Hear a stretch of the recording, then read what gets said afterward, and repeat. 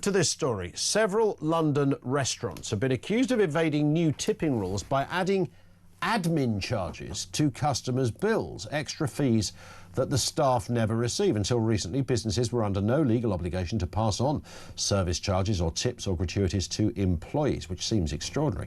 Fears over withheld tips prompted by the Employment Allocation of Tips Act 2023 legislation were first proposed in 2016.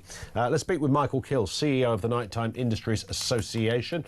I've never seen an admin charge, Michael, on my bill, but apparently it's becoming more popular. Good afternoon. Good afternoon. And yeah, I mean, it's a worrying trend, as you can appreciate. We fought very hard to get to a point where there was a fair and transparent position for tips to be passed on. So this sort of revelation moving forward in terms of brand fees and admin fees is a worrying sort of trend. I know it's not something that I'm seeing right the way across the industry, but the worrying part is we're starting to see it emerge, which brings about some questions around the robustness of the legislation in place at the moment. Yeah, and it sounds as if this is being done purposely to avoid something. I mean, I can't think of any other reason. Well, there's lots of things that, I mean, look, the industry is in a hugely challenging situation at the moment. Sure. We know that through the level of costs, the current budget that's coming up, where we know that we're worried that it's going to hit us harder. That's no excuse to take money out of people's pockets in terms of our staff and the important people that work within our industry. But the reality is, you know, as time goes on, people will try and circumvent this legislation or position, and it's for us to make sure that people are acting appropriately, fairly, and proportionate, but inclusively. I think the key thing about the legislation is that it's fair, and it's transparent, and it's just worrying here that these admin fees or brand fees are not transparent. It's not clear what they're for, and it's not clear where they're going, which brings about a lot of questions.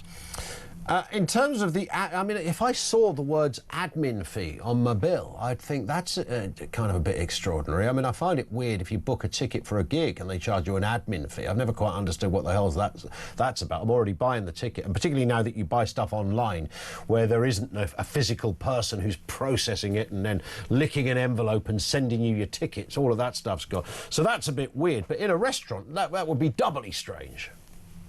It is. I mean, it's an odd term, as you can appreciate, for a restaurant. I mean, we understand booking fees, but that's all transparent and upfront. People understand what it is. You know, you don't get your bill until the end of your meal. So to have an admin fee that's at the back that's potentially not advertised or not transparent is a worry. If you book tickets, you have the choice at the point of purchase whether you want to accept that position. So the challenge we have is, what's it mean? Where does it position us? How does it circumvent the legislation as it sits? And where does that money go to? And I think that transparency element and fairness element is relevant. And I think, you know, the market, the consumers out there will make that decision as they start to experience this and see those costs come in, and they will start to ask the questions, as many do. You know, I always ask the staff, do you get your tips? You know, whatever gratuity comes in, do you get it? And that predetermines what I do with my money after the bill and whether I tip or give a service charge over and above. Yeah. Fair point, Michael. Thank you very much indeed for that. Micahel, CEO of the Nighttime Industries Association. Have you ever taken the service charge off a bill? Once I did that. And sometimes, by the way, there are some places you go to and there's a service charge added when you've just been to the bar to buy a pint.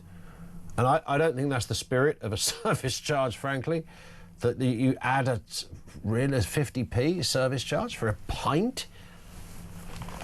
I mean, that's not what it's meant to be about, is it? But, you know, if you're, you know, for argument's sake, if you're a food establishment or a drink establishment that takes £100,000 and you're guaranteed that 10% of your customers will give you £1 on top, then, you know, you begin to see how this can, you know, quite obviously work. And maybe it's a good thing in that respect if you're the business, because how else are you going to make up your money? And these places are clearly incredibly short.